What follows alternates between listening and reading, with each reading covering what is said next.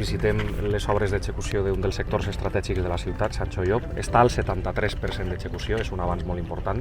És el sector urbanístic més estratègic que podrem desenvolupar en temps recents en l'Ajuntament, per moltes raons. Perquè acabem d'articular la façana est de la ciutat, al costat de la Nacional 337, d'accés sud al port, perquè desbloquejàvem un problema. Sant Xoiop era un conflicte heretat que vam saber desbloquejar, i també com a sector estratègic perquè va suposar la generació de riquesa i la creació de llocs de treball. Són més de 13 milions d'euros d'inversió, quasi 14, 300.000 metres quadrats, 1.500 places d'aparcament, 360 luminàries, 1.000 arbres. Tan important és desenvolupar estratègicament aquest sector com acompassar-ho de l'arribada d'inversions que garantisquen la viabilitat d'aquest sector. La primera d'elles, el Centre de Dia de Diversitat Funcional, de 4 milions d'euros. Una residència per a persones amb problemes de salut mental, són 12 milions d'euros d'inversió, i un nou hotel, que són altres 8 milions d'euros més d'inversió. La majoria dels vials ja estan en una fase avançada d'execució de les obres.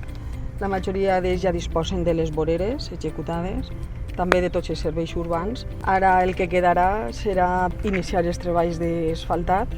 2027 és l'any d'acabament de les obres de Sant Xoiop. En este polígon se poden ubicar empreses del sector sociosanitari que estan creant llocs de treball d'alt valor afegit. Això vol dir garantir projectes personals i projectes d'expectativa vital i familiar de moltes persones que vulguin emprendre i que se vulguin quedar a viure a aquesta ciutat, però vol dir en paral·lel contribuir a que hi hagi un rellançament del teixit industrial en la ciutat.